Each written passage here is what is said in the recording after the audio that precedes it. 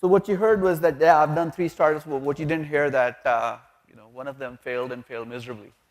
And I think I learned the most from the company that failed the most. And so with my failures and some successes, I've been able to learn a little bit about what not to do. Or in other words, what we should do, right? So that's what I want to talk about today with you guys, is what do we do when we go out and build products? Most of you guys here are founders, and I'm hopeful that some of the things that I'm going to talk about will be a little bit enlightening for you guys. A lot of it is general knowledge. We all know it intrinsically, but hopefully I'll be able to leave you with some nuggets. So let's figure this out. Okay, so here are my rules of what one should do. So first and foremost, I think as a founder or as a startup, you need to be humble. Because you really don't know what you don't know. And there's a lot to know in this world. I'll give you some examples. I'll take you back to the year 2007. In March of 2007, this was state-of-the-art phone by Nokia. It had a little camera on it. It had an ability to go on the internet. So it was like the thing at that time. Really, really good phone for its time. Then in March, let me move ahead. There you go. In April of 2007, another phone was launched called the Razr.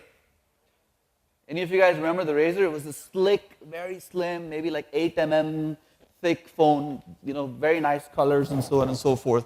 Again, state-of-the-art phone at that time. In May of 2007, BlackBerry launched the 8310. This phone had the ability to type messages, and people had, sore thumbs typing messages on this keyboard and so on and so forth. State-of-the-art phone, right? These people were use the word shit, the shit at that time, right? In a good way, in the industry. And then, this is what happened in June of 2007. A company that went out there and changed the way we look at phones, changed the way we looked at user interfaces for the phones, changed the industry. This company had never developed a phone in its life before and was actually at the brink. Sort of people were saying that, will it ever be successful or not in its life? So what happened here? They got knocked out. And the reason they got knocked out, in my mind, is because they thought they knew everything about the mobile industry. They were the stalwarts, they were the big players, they were the gorillas in the market. They understood the market so well. They knew everything about phones that they were supposed to know. But there were some things that they didn't realize. For example, in BlackBerry 8310, one thing everybody thought of at that time in the industry, that you need to have a removable battery, amongst many other things. How can you make a phone that does not have a removable battery? And recognize when Apple came out, you cannot remove the battery of the phone. So you have to, in other words, look at the bigger picture and be humble, because there could be somebody coming from the left side and take you for surprise. I'll give you another example. This is about knowledge. You got to forget what you know, because there's a lot of things that happen in this world that are more than knowledge. Let me give you an example.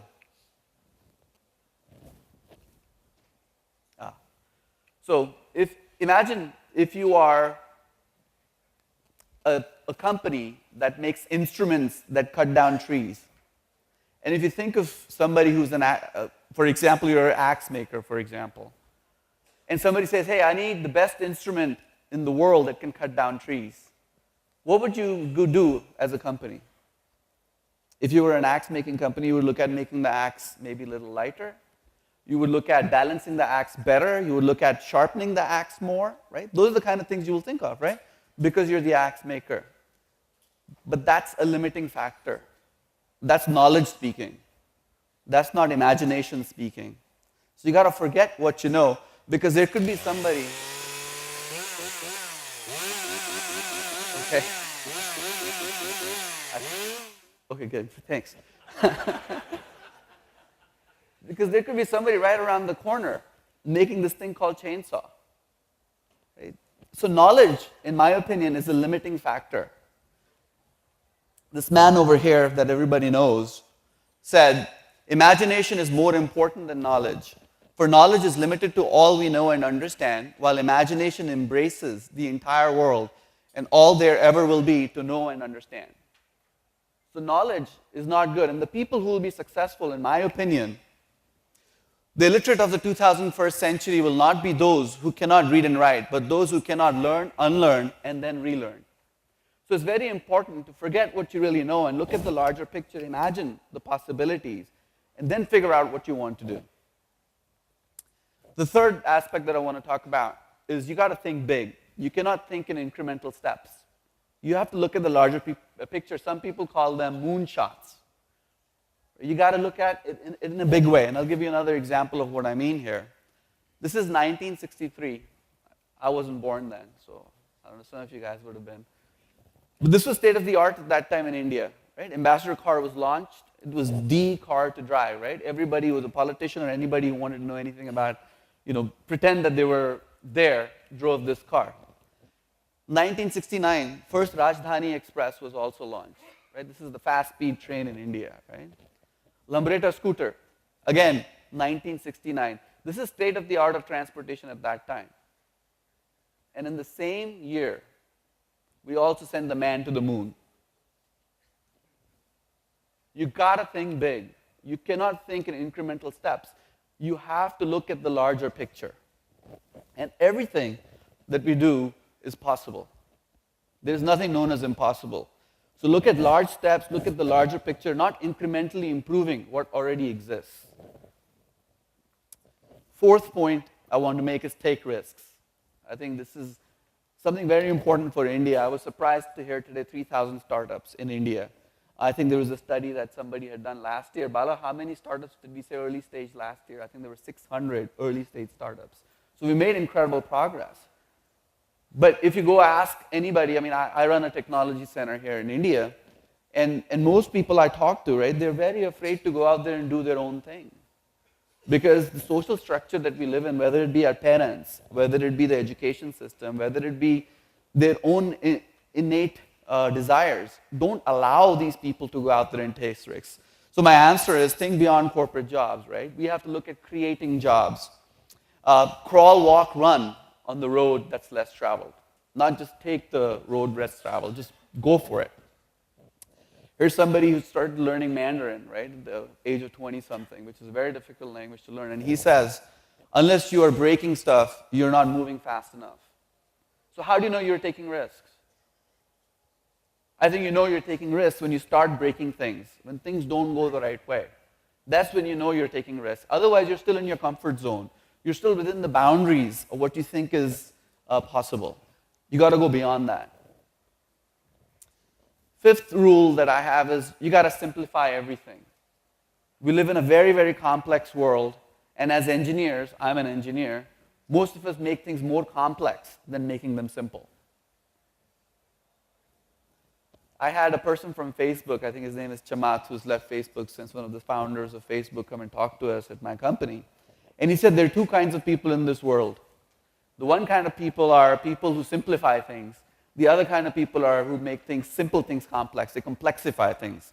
So either you're a simplifier or you're a complexifier. There's just two kinds of people in this world. And what I mean by this is if you give somebody a bottle, this is what it is, right? And you ask him, hey, what is this thing here? And you talk to the engineer will say, hey, this is a polycarbonate bottle with 2 hydrogen atoms, 1 oxygen atom at a temperature of 32 degrees Celsius. Bullshit. It's a bottle of water. That's what it is. Simplify things, right? That's what you got to do. If somebody wants to build a writing instrument, don't go out there and build a pen which has 16 ink colors and 4 refills and so on and so forth. Maybe a pencil will do. You got to look at the most simple way of delivering what you need to deliver, because that's what consumers, that's what your customers are looking for, is simplicity in our lives. We're not looking to complexify things, but make things simple. If there's a user design that you're building that requires 1 button, by God, don't put 2 buttons in there. 1 button is enough. Try to get away from making things complex. And finally, I'll leave you with this thought. Again, I say bad words all the time, so I apologize up front for it. But this is what our CEO used to say, GSD, which means get shit done. Just do it. Don't just talk about it. Go out there, take risks, and make things happen. So with that, I'm going to turn it back to our dear friend here to see if there are any QAs. Finally, just success is a matter of actually doing things as opposed to thinking about things. Perfect. I know Anupam originally had 8 rules, but he cut it down to 5. I trimmed it down so much so that I could meet the time. So we can take a few questions. So who wants to ask the first question? They're still waking up. Oh, there. Go ahead. The question was Apple Pay versus PayPal. Good name.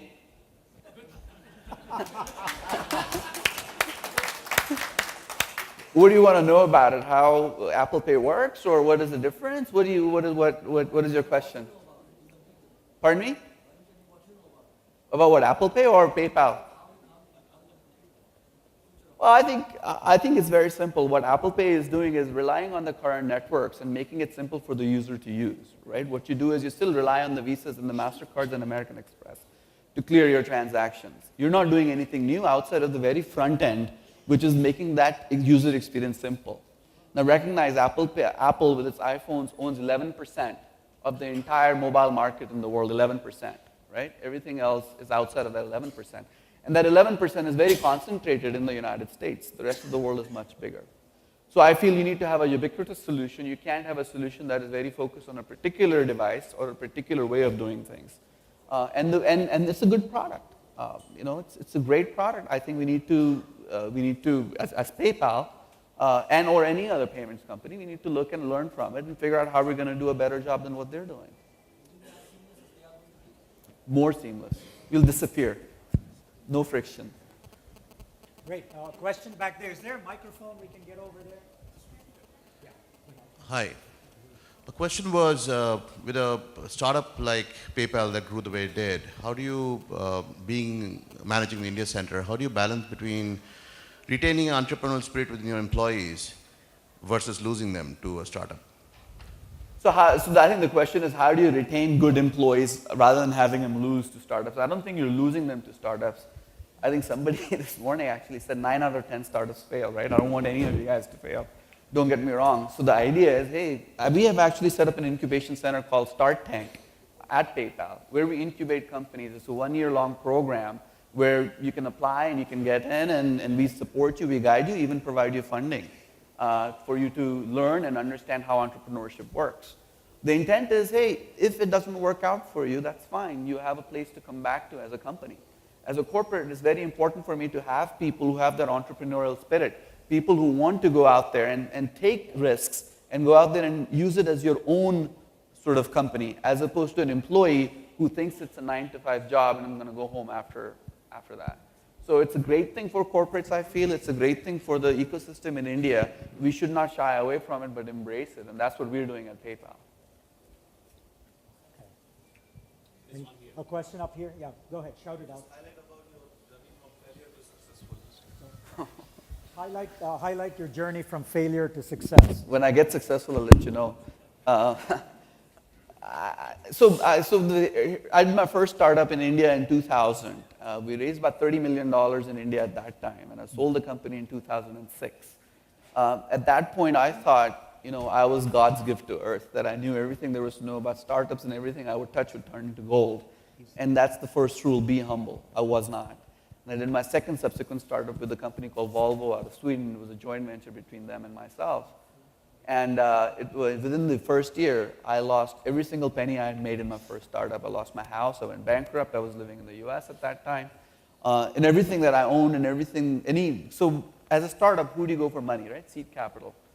There are 3 F's that I learned that you go to when you're doing a startup. Your friends, your family, and fools. They'll give you the money, right? So those are the 3 F's for seed funding, and that's what I did. I went to my family, I went to my friends, and I went to fools, and I got money from them. And at the end of the day, I had taken the money, and I had from my family, so I had to return the money. So I spent the rest of my 6 years paying the money back, and my wife said, you do another startup, I'm going to divorce you. So I'm not going to do it again, at least for now. But I think the journey from success to failure was my journey, not from failure to success, right? I wish it was the other way around. Great. Thanks, Anupam. We really enjoyed it. Pleasure. Thank you so much. Thanks for being here. Thank you so much. Thank you so much.